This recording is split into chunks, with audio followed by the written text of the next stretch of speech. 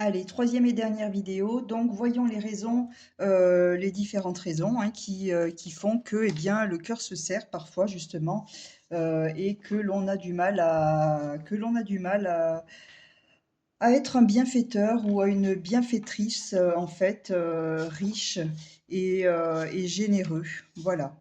Alors ici, eh bien, ça peut effectivement provenir de différentes sources hein, et on peut s'être laissé dévorer par une relation, on peut s'être senti trahi, avoir vécu des déceptions, des échecs, on peut craindre les profiteurs, les arnaqueurs, les voleurs, etc. Et donc la fermeture du cœur, eh bien, c'est une forme de protection, bien évidemment, vous l'aurez compris, hein. Mais voilà, il convient quand même de maintenir une certaine vigilance à cet égard. Vous pouvez faire preuve de discernement, utiliser votre expérience pour vous sentir en sécurité et poser vos limites à bon escient, sans pour autant vous fermer complètement. Parce que le cœur ouvert, eh bien, c'est le cœur ouvert, en tout cas, que vous pourrez accéder à l'abondance sous toutes ses formes. Et lever les barrières inutiles qui vous permettent justement, et qui vous ferment aux bienfaits et aux opportunités. Donc là, dans ce cas concret, pardon, eh bien, on vous propose, eh bien, de ne pas hésiter à partager autour de vous, peut-être à donner, à faire du tri dans vos placards, etc., pour pouvoir, eh bien, partager, peut-être aux plus démunis, etc., ce qui ne vous sert plus. Et puis pourquoi pas partager des moments simples, hein, d'échange avec ce que vous avez, avec qui vous êtes hem, en ne cherchant pas forcément à donner justement ce que vous n'avez pas, ni à craindre de trop donner, et que l'on vous prenne trop. Voilà. Donc là, c'était, ce que vous avez à donner au niveau matériel, physique, professionnel et concret. Donc vous pouvez peut-être, donner de votre personne, physiquement au sein d'une association, au niveau professionnel peut-être également. Voilà. Donc à vous de voir un petit peu, en quoi cette carte-là vous parle. Et nous allons passer maintenant à la quatrième et dernière carte et nous allons aller voir ce que vous avez à donner maintenant dans le domaine spirituel. Allez, alors dans le domaine spirituel, eh bien, on vous dit que vous êtes un disciple de fréquence. Et justement, eh bien, les fréquences, ici, ce disciple de fréquence, eh bien, il nous parle du cœur. Et il nous dit qu'en chaque être humain réside un profond besoin d'aimer et d'être aimé. Et quand cet être humain, il ouvre son cœur, eh bien, il est capable de la plus grande créativité pour rendre l'autre heureux. Donc, dans l'amour, on est prêt à tout donner, à tout offrir et à prendre tous les risques, même parfois jusqu'à l'extrême. On peut se surendetter, on peut aller très très loin parfois dans des relations, malheureusement, eh bien, on peut faire taire, sa conscience aussi pour ne pas dire non parfois, à quelqu'un, à un ami ou à un membre de la famille, peu importe, pardon, qui pourrait venir nous proposer un projet douteux ou qui pourrait vous inciter, peut-être, je ne sais pas, à vous engager dans une voie ou dans des actions qui ne sont pas justes pour vous. Et bien là, on vous dit que vous, ce que vous avez à donner dans le domaine spirituel, en termes de valeurs, d'enseignement et de voie sacrée pour vous, eh bien, c'est que justement, vous avez la capacité de dire stop et de ne pas laisser les liens, quels qu'ils soient, même si ce sont des liens affectifs et que effectivement les liens affectifs sont vitaux et nourriciers, eh bien, à partir du moment où ils enclenchent de puissants mécanismes d'emprise, eh bien, on voit avec cette carte-là que vous avez la capacité d'enseigner sans forcément justement donner trop.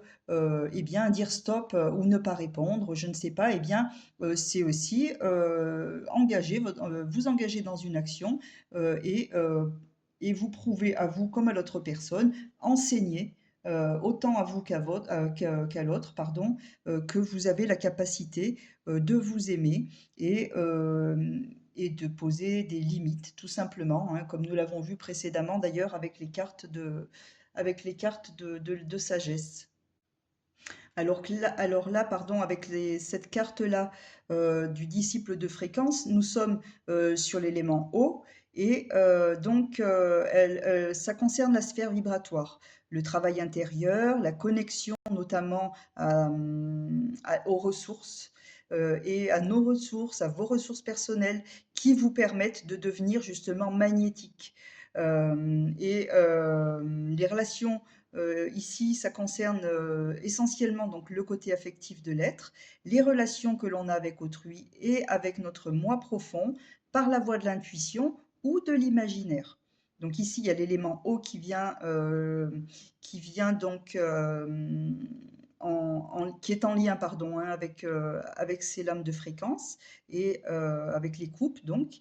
Et il est question d'aller de l'avant, d'améliorer sa santé à tout point de vue, y compris financière, pourquoi pas, puisque là nous sommes avec le tarot de l'argent. Donc si pour vous, eh bien, il est question de finances, eh bien, voilà, on vous parle d'aller de l'avant. Sur le plan énergétique, eh bien, l'élément eau régit le chakra sacré, Svadhisthana, et l'équilibre de cet élément eh bien, va permettre de favoriser votre bien-être. L'eau est d'une grande malléabilité et donc ainsi bien un bon équilibre de cet élément eau et de votre fréquence va permettre une bonne adaptabilité et vous permettre aussi de prendre les choses comme elles viennent, d'être souple et de lâcher ce dont vous n'avez plus besoin. Voilà, de ce fait-là, eh bien, votre créativité à vous amuser sans vous sentir coupable et votre aptitude à goûter et apprécier ce que la vie a à vous offrir seront vraiment encouragées et favorisées. Et d'ailleurs, ça rejoint complètement la première carte qui était que vous retrouverez dans la première vidéo, dans la partie 1, qui correspond justement à la zone en difficulté, hein, qui correspondait au sens du plaisir de vivre, qui était limité, qui était bloqué. Justement, parce que peut-être vous répondiez simplement que vous répondiez aux besoins des autres, voilà, avant de répondre aux vôtres. Et donc, voilà, ça pouvait générer de la frustration, etc. Mais ceci dit, eh bien, il est important de vous respecter vous, même si ça génère chez l'autre en face une certaine frustration, une certaine jalousie également, parce que ce qui compte le plus pour vous, ben, bien évidemment, c'est vous-même, hein. Et d'ailleurs, le mantra qui est associé à cette carte du disciple de fréquence, eh bien, c'est je pose des limites justes par amour. Effectivement, donc, peut-être que vous êtes entouré de personnes qui adorent recevoir des cadeaux, ou peut-être que vous ressentez le besoin de toujours donner plus, etc., que ça vous rend heureux. Euh, bon, oui, si ça peut vous mettre dans une spirale positive. Euh, mais ceci dit, il est important aussi de choisir à qui et comment vous donnez et ce que vous donnez. Voilà.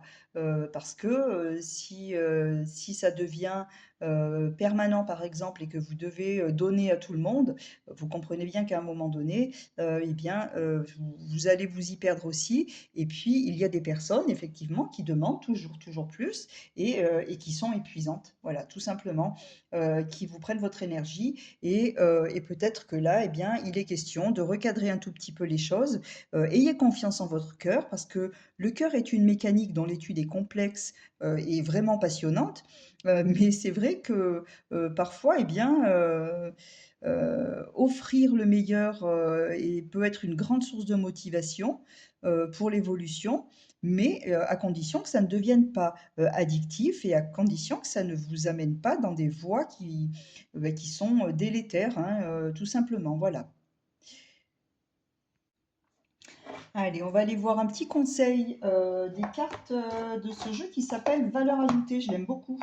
Qu'est-ce qui vous anime du coup? Mais là, on va plutôt aller voir, grâce à ces 3 vidéos et aux conseils et aux informations que vous avez pu recevoir avec ces cartes, et bien, et à travers ce tirage, et bien, qu'est-ce que ça va venir rajouter pour vous en termes de valeur? Allez, qu'est-ce que vous allez rajouter à votre valeur? Eh bien, nous avons ici le contentement. J'adore ces petites cartes. Elles sont très rigolotes. Les dessins sont faits par des enfants. C'est réalisé par des enfants. Et donc, le contentement, on vous dit mon verre est-il à moitié vide ou à moitié plein? J'apprécie ce que j'ai ou j'en veux toujours plus? Quand je me suis comblée, je peux partager. Quand je me sens comblée, pardon, je peux partager et cesser de chercher. Donc là, c'est la première carte qui correspond à la personnalité. Voilà. Ensuite, nous avons la carte de la douceur qui concerne les relations. Et cette carte, elle vient nous dire où trouver l'indulgence qui réconforte, là où trouver la confiance qui redonne espoir. Puiser à l'intérieur la force qui s'exprime en douceur, sans vouloir et sans pouvoir.